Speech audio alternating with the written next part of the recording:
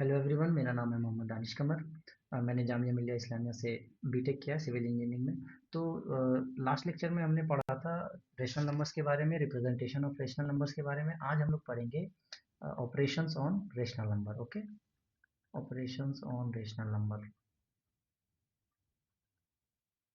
तो सबसे पहले मान लेते हैं कि कोई रेशनल नंबर है पी ए बाई बी।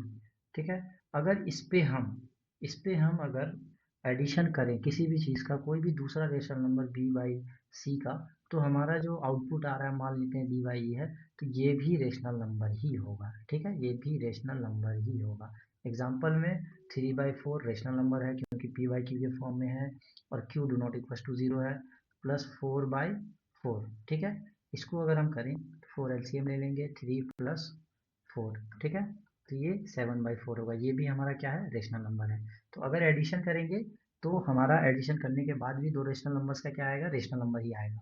आगे बढ़ते हैं इसमें, properties of addition of rational numbers. ठीक है, properties of addition of rational numbers.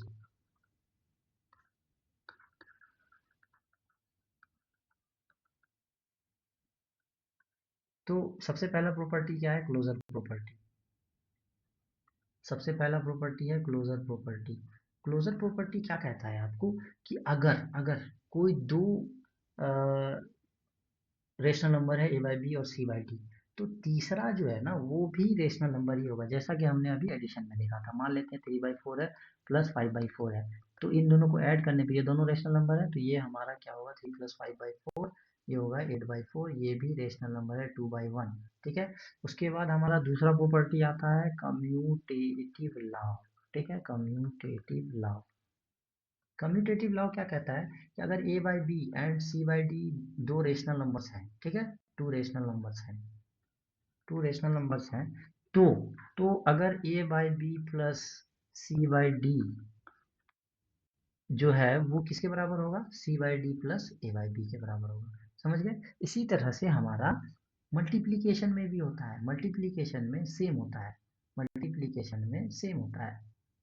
Multiplication में क्या होता है कि मान लेते हैं कोई दो रेशनल नंबर है 3/4 और 5/4, अगर इन दोनों को मल्टीप्लाई करेंगे तो क्लोजर प्रॉपर्टी ये कहता है कि मल्टीप्लाई करने के बाद भी जो हमारा रेशनल नंबर आएगा वो भी रेशनल नंबर होगा। 15/16 ये भी रेशनल नंबर है। उसी तरह से क्लोजर प्रॉपर्टी क्या कहता है कि अगर कोई रेशनल नंबर 3/4 है और 5/4 है, तो 3/4 इंटू 5/4 ये किसके बराबर होगा, 5/4 इंटू 3/4 के बराबर होगा, है ना। तो ये हमारा क्या हो गया, क्लोजर और कम्यूटेटिव प्रॉपर्टी हो गया। ठीक है, अब आगे बढ़ते हैं, एसोसिएटिव लॉ। एसोसिएटिव लॉ क्या होता है, एसोसिएटिव लॉ उसको कहते हैं जैसे तीन रेशनल नंबर है, मान लेते हैं A by B, C by D and E by F. ठीक है, तो A by B plus C by D तीनों रेशनल नंबर है, अगर A by B plus C by D plus E by F जो है किसके बराबर होगा, तो A by B plus C by D plus E by F के बराबर होगा। ठीक है, मान लेते हैं तीन रेशनल नंबर्स हैं हमारा, 3/4, 5/4 एंड 8/4। ठीक है, इन तीनों को ऐड करना है किस तरह से, अगर मान लेते हैं ये पहला इक्वेशन देखते हैं एलएचएस वाला। ठीक है, तो एलएचएस में क्या है, A by B plus B by plus A by B plus C by D, ठीक है, प्लस ई बाई एफ 8/4। ठीक है, इसका वैल्यू क्या होगा, तो देखिए मान लिया हमने ए बाई बी क्या है 3/4, सी बाई डी क्या है 5/4, और ई बाई क्या है, ई बाई एफ क्या है 8/4। अब इसको हम लोग सॉल्व करते हैं, तो 3 + 5, ठीक है, प्लस 8/4, तो ये कितना आया, 5 3 8, 8/4 प्लस 8/4, है ना। तो 8 + 8, तो ये क्या आ जाएगा, 16/4, है ना। हो गया। अब हमारा तीन रेशनल नंबर क्या था, 3/4, 5/4 एंड 8/4।